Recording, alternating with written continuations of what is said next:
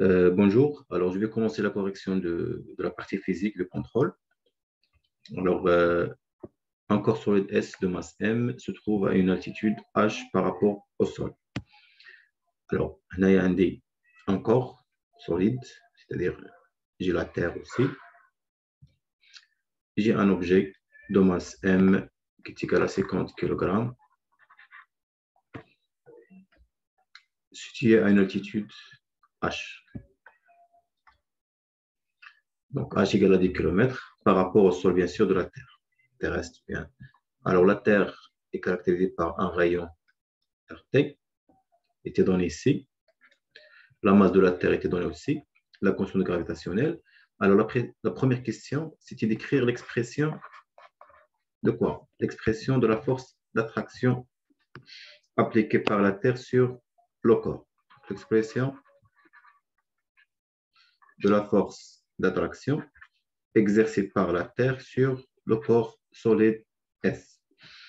Alors, F de T, donc je vais écrire l'intensité F de T sur S, égale à quoi? C'est G multiplié par la masse de la Terre, fois la masse de l'objet M, c'est M, petit m, divisé par la distance qui sépare le centre de la Terre et la position, bien le centre de l'objet, de l'autre objet, c'est M.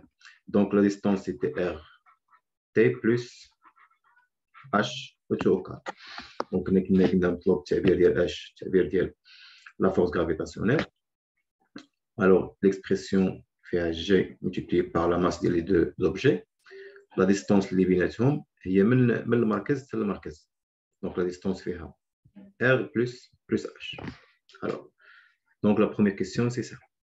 Donc, on va écrire la force en fonction de M de T, M, ça, M petit m et grand T, grand G qui est la constante gravitationnelle, rayon de la Terre plus H. La deuxième question, c'était quoi? C'est d'écrire l'expression du poids. Alors, le poids. Le poids, on sait bien que le poids est égal à la masse fois la pesanteur. Jusque là, je parlais le poids à altitude H. Donc, avec GH. Donc, je note G, GH, G, c'est la pesanteur à l'altitude H. La troisième question, c'est qu'on va considérer que la force gravitationnelle est égale au produit ou bien au poids de corps qui se trouve à une altitude H. Et on vous demande de trouver l'expression de GH. Alors, on va écrire, donc là, l'expression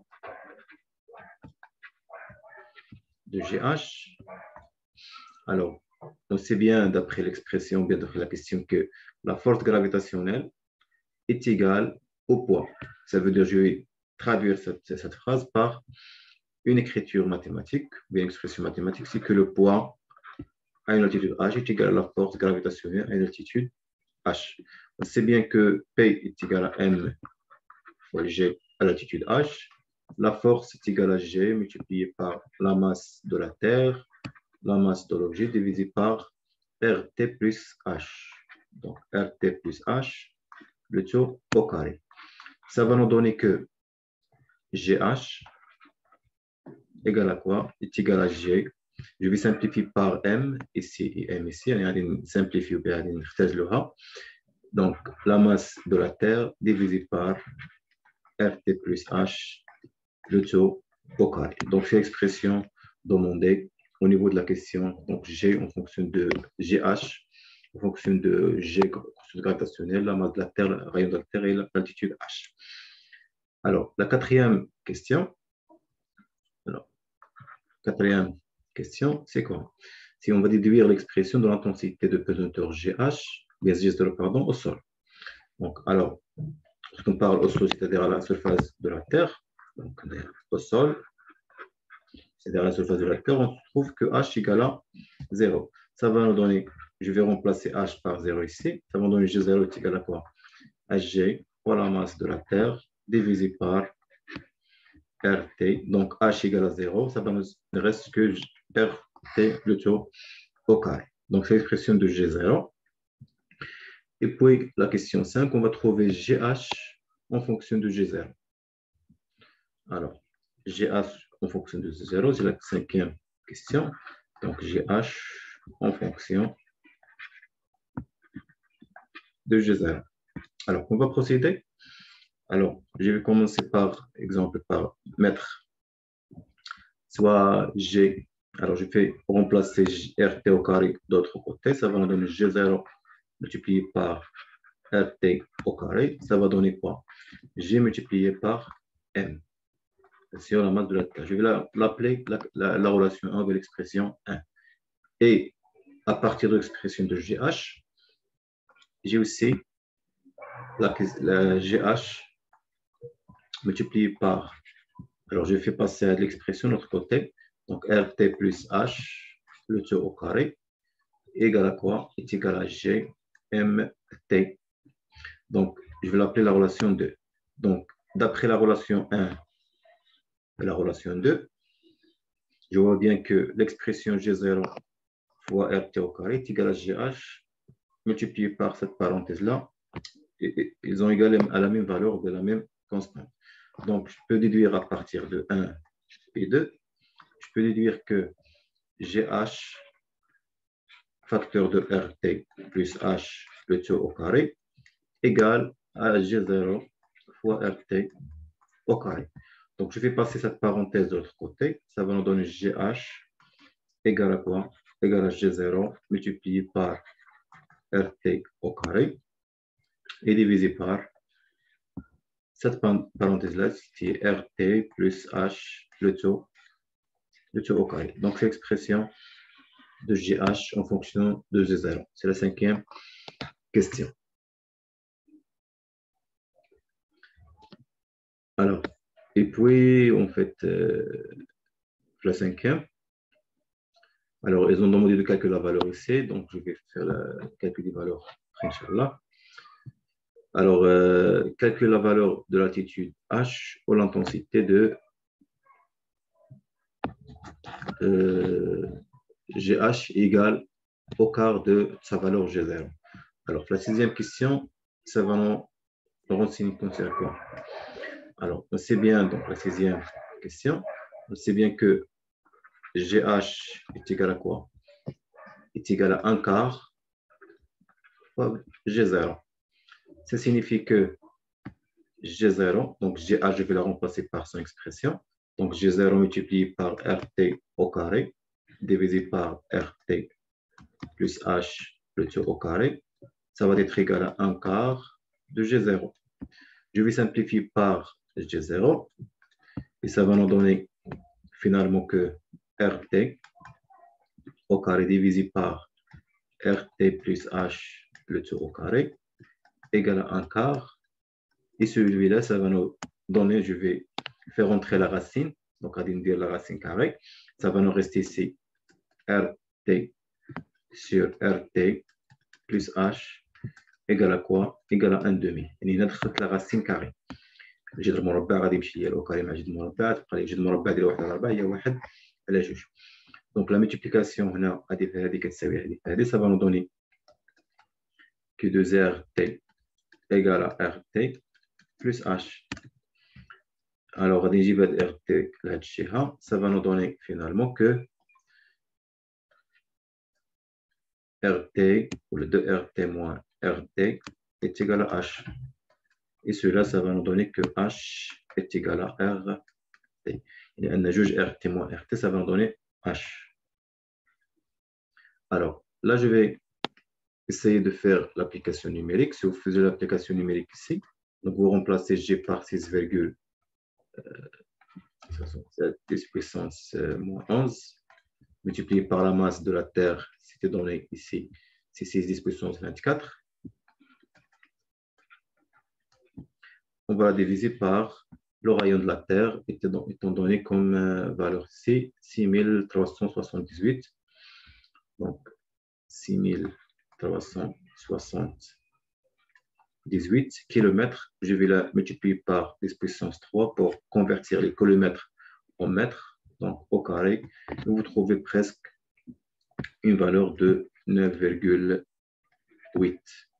newton kilogramme moins 1. Alors, c'était la question 4. puisque là, ils ont demandé de calculer la valeur de G0. Non. Alors, au niveau de la question GH, si on va calculer la valeur de GH à cette altitude,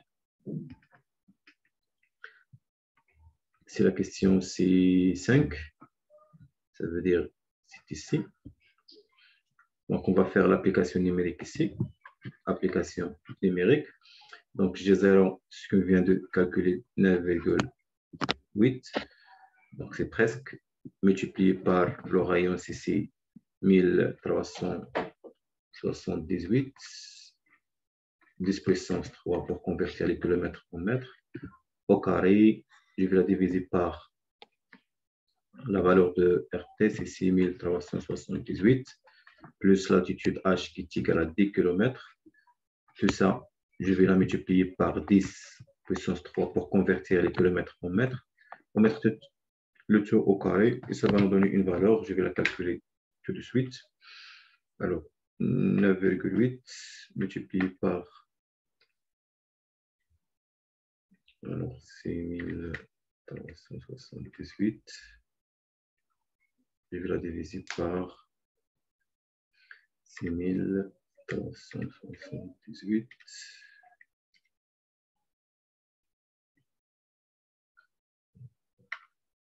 Parenthèse au carré. Donc, ça va nous donner presque 9,76. 9,76 newton kilogramme moins 1. Voilà, c'était au niveau de l'application numérique. Alors, je passe à l'exercice 2. L'exercice 2 dit que j'ai un pendule, ça veut dire un fil qui est attaché à une boule fer. Alors là, j'ai bien ici un aimant. Donc, la boule est en fer. Donc, la première question, c'est de faire inventaire les forces et modéliser les actions, qui modélisent bien sûr les actions appliquées sur la boule. Donc, avant de faire l'inventaire des forces, on doit bien sûr choisir tout d'abord le système à étudier.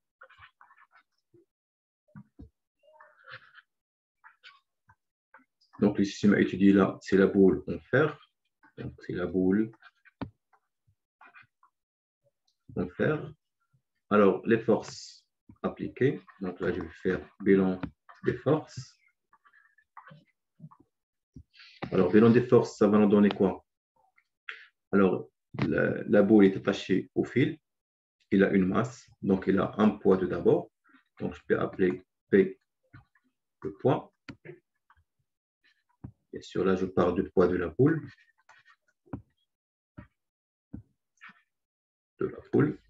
Et puis, il y a, je peux l'appeler T, l'action de fil, mais je vois là qu'il y a des notations. Alors là, c'est T, la notation de la tension de fil. Donc là, la tension de fil. Je peux noter n'importe quelle lettre C, je peux mettre F, R, n'importe quel symbole, mais je vais conserver la symbolisation de l'exercice ici, puisque là, ils ont donné que T est l'action bien la tension exercée par le fil, donc je vais conserver les notations et les symbolisations. La tension de fil. Et puis, il y a l'action exercée par l'élément, bien la force magnétique. Donc, F, c'est l'action, la force exercée par l'élément. Donc, la force exercée par l'élément.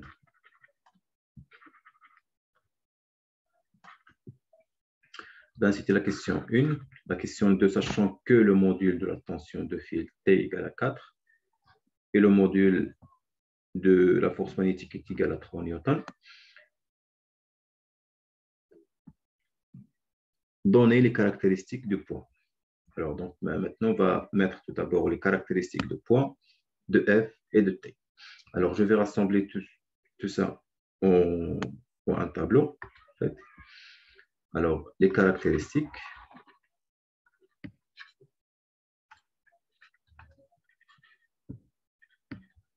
des forces. Alors là, alors les forces, ici d'abord.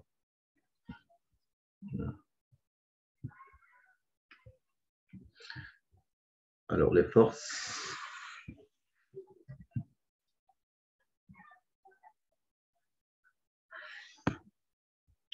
Donc les caractéristiques, ici,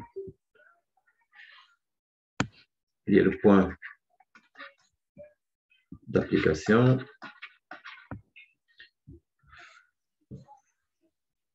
Il y a la ligne d'action, puis la droite d'action.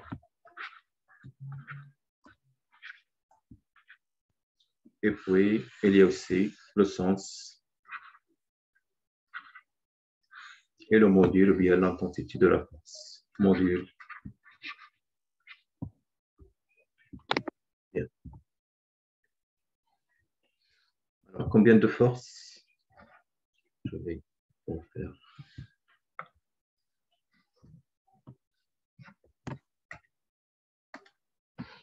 Donc là, je vais refaire celui-là.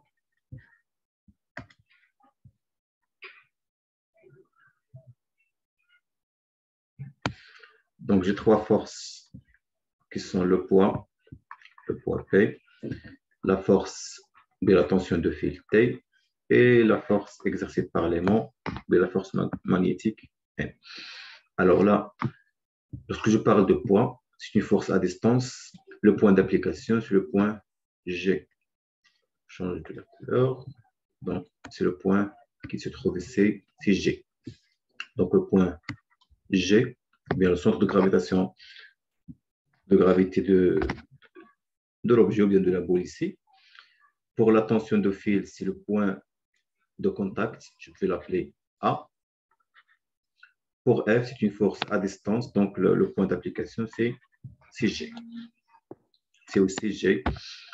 Alors, la ligne d'action, lorsque je parle de poids, c'est une verticale qui passe par G.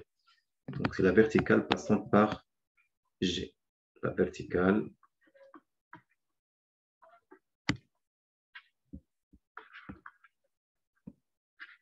passant par G. Pour T, c'est l'objet, ou bien la droite, je peux l'appeler OA. Donc, il passe par O, il passe par A.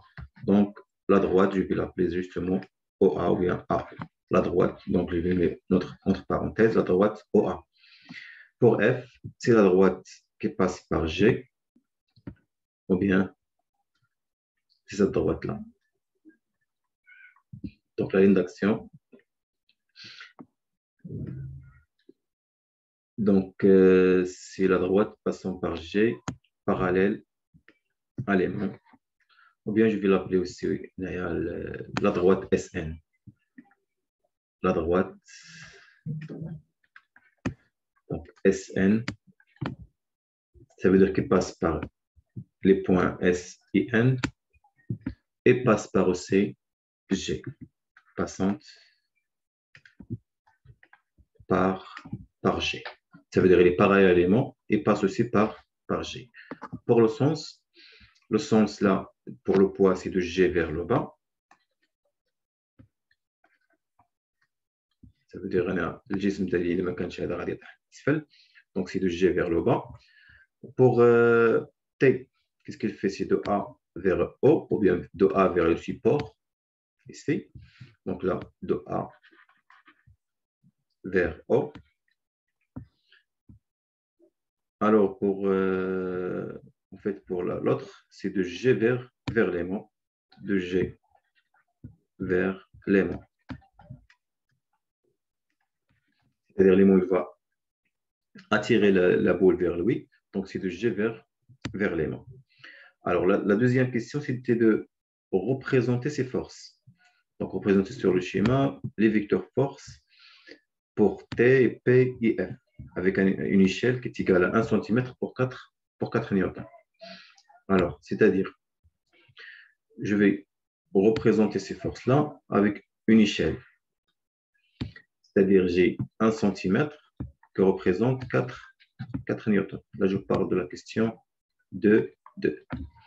Donc, si j'ai 4 newtons, je vais le représenter par 1 cm. N'est-ce pas? Donc là, je dois savoir quels sont les modules de ces forces-là. Alors, pour le poids, alors je vais commencer par F. F, le module du F, c'est 3 newtons. Ils ont donné 3 newtons d'après énoncé. Pour T, c'est égal à 4 newtons. Mais pour le poids, ils n'ont pas donné la valeur. Donc, je vais calculer P qui est égal à M multiplié par G. M égale à quoi? M, c'était normalement, d'après l'énoncé, 0,5. 0,5 multiplié par 10. Alors, 0,5 multiplié par 10, ça va nous donner 5 newtons. Donc, si j'ai par exemple 5 newtons, combien de centimètres vont représenter 5 newtons? Donc, ça va donner X égale à quoi? X, ça va donner 5 fois 1 divisé par 4. Donc, 5 fois 1, ça fait 5. On va diviser par 4. Ça va nous donner 1,25. Donc, c'est 1,25 cm. C'est-à-dire, au niveau de... Alors, je vais passer cette...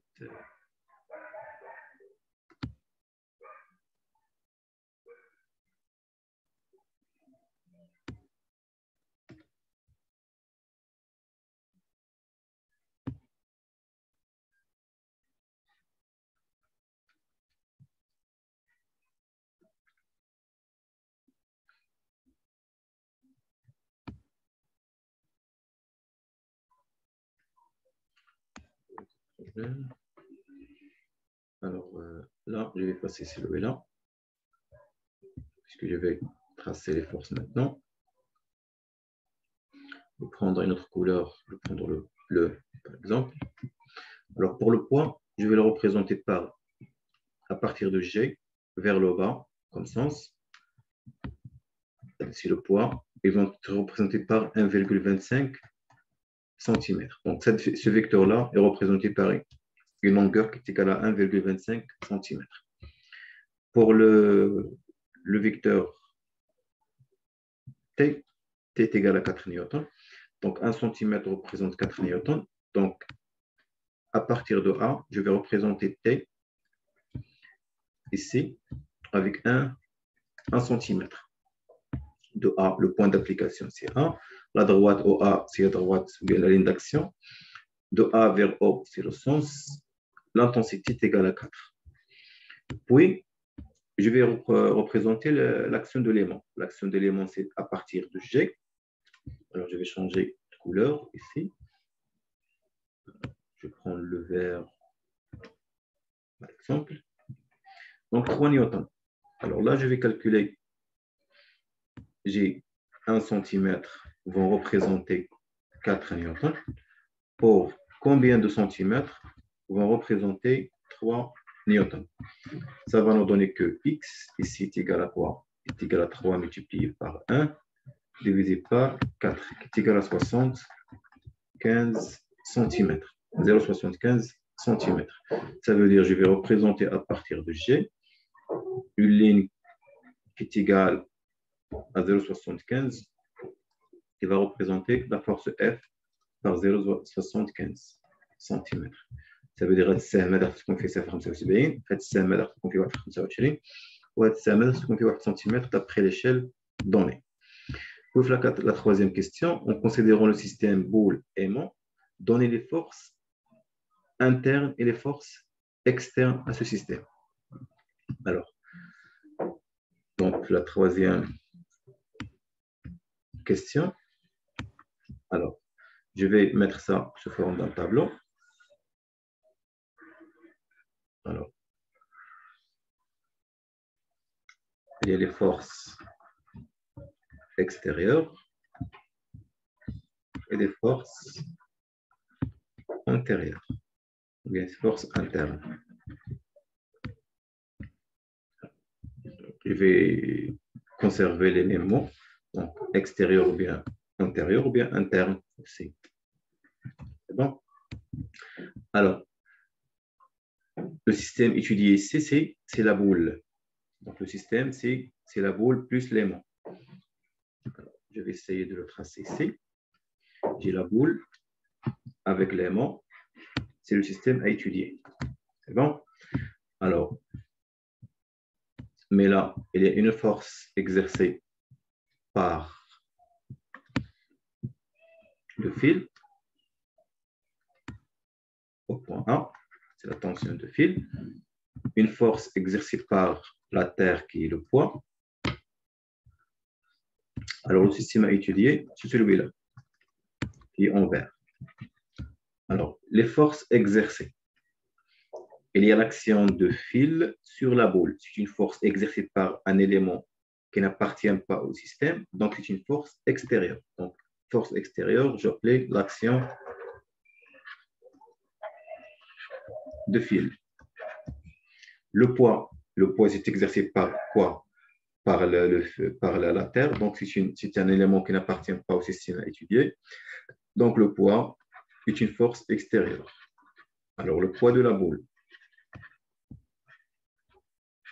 Et aussi, il y a le poids de l'aimant, ici. C'est de l'aimant. Et puis, il nous reste. Il y a la force exercée par l'aimant. La force exercée par l'aimant, alors là, l'aimant là, il appartient au système. Puisque le système c'était quoi? C'est l'aimant plus boule. Donc, la boule plus l'aimant, c'est va nous donner le système à étudier. Donc, l'aimant, il appartient au système. Donc, c'est une force interne. Donc, là, je vais mettre F, la force de l'aimant, bien la force exercée par l'aimant. Exercée par l'aimant. Et puis, par l'aimant sur quoi? Sur la boule. Et puis, il y a la force exercée par la boule sur l'aimant. La force exercée par la boule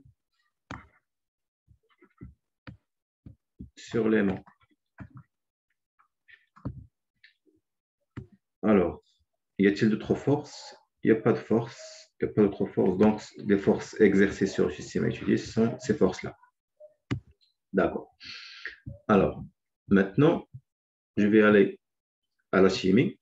Donc, on va considérer, ou bien on désire extraire une espèce aromatisée X de la menthe. Alors, au début, on prépare une solution de l'espèce X par ébullition de l'eau contenant la menthe. On utilise après un solvant appelé le toluen pour extraire l'espèce X. Alors, le tableau suivant résume les caractéristiques des produits utilisés au cours de l'extraction. Alors, on a la densité, la solubilité dans l'eau, la solubilité dans le toluen. Alors, le toluen est choisi comme solvant dans cette extraction. Alors, la question ici, c'est de justifier ce choix-là. Pourquoi on va choisir le toluen? Alors, les critères de choix d'un solvant se basent sur quoi? Sur la solubilité de l'espèce à extraire dans le solvant utilisé et aussi que le solvant à utiliser doit être non miscible avec l'eau. Ça veut dire la solubilité de l'eau est très faible de solvant. Alors, je vais commencer par la solubilité dans l'eau de solvant. Le solvant, le toluen, donc la solubilité de l'eau est très faible. Ça veut dire qu'il est non miscible, il est presque non miscible avec l'eau. Et aussi, l'espèce X est très soluble dans le toluen. Et donc là, je vais choisir ce solvant à cause de ces éléments-là, bien ces caractéristiques. Alors, comment je vais... Donc l'exercice chimie,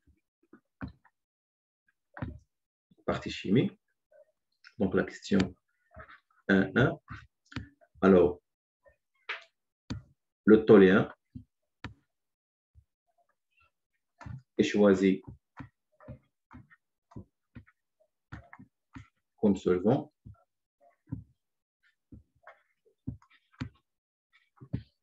car, ou parce que, ou bien à cause de, car elle est non miscible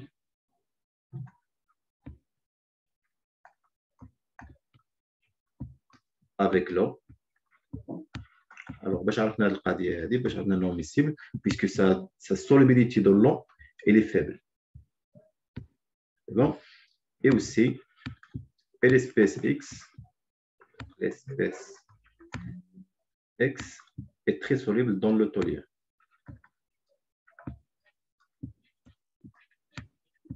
Dans le toluène. C'est-à-dire, les éléments qui permettent de choisir le toluène, c'est la solubilité qui est très faible dans l'eau, ça veut dire qu'il est non miscible avec l'eau, et la solubilité qui est très importante au niveau de l'espèce X, lorsqu'on utilise le toluène. Alors, la question 2, décrire brièvement la technique d'extraction par solvant. Donc là, première des choses à faire, c'est 2. Donc, premièrement, je vais le mettre sous forme de tiré. Premièrement, choix de solvant.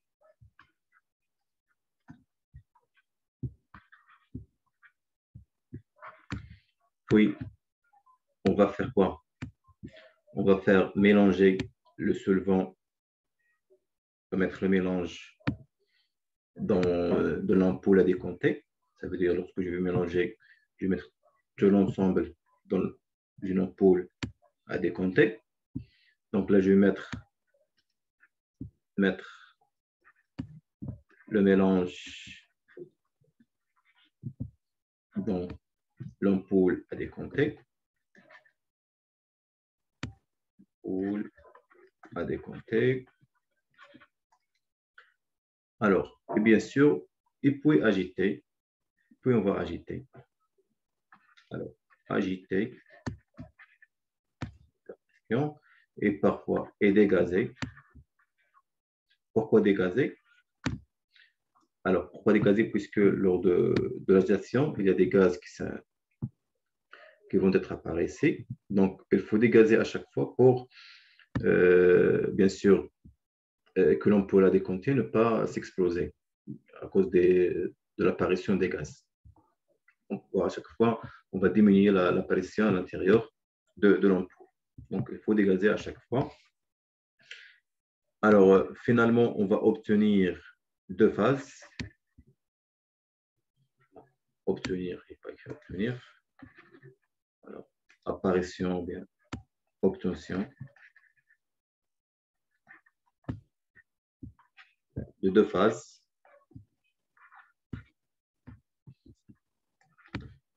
Alors, une phase qui est organique, une phase qui est bien sûr aqueuse, qui contient de l'eau, et l'autre qui contient l'élément à extraire.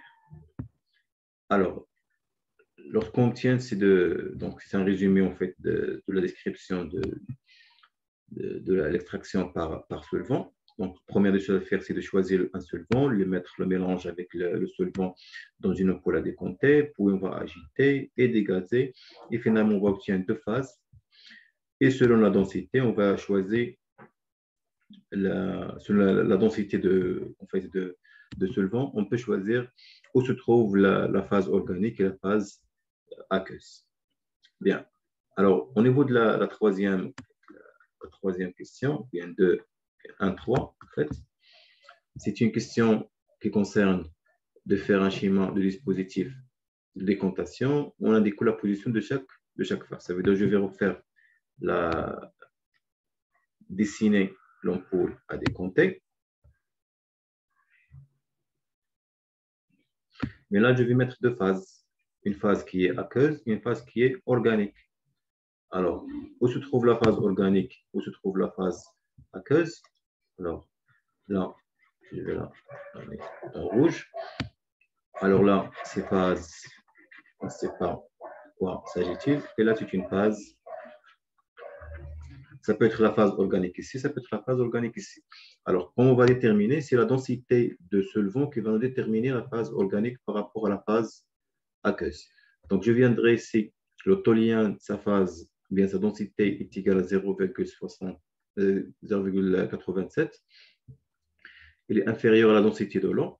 Donc, le toluène se trouve en haut et l'eau se trouve en bas. Donc, la phase qui est ici est une phase organique. Et la phase qui se trouve ici, c'est une phase qui est aqueuse. Car la densité ici de solvant est inférieure à la densité de quoi? De l'eau. Puisque 0,87, il est inférieur à 1. Bien sûr, au niveau de la densité. Donc, c'est 0 ici, virgule. Bien. Donc, c'était la correction en fait, de contrôle.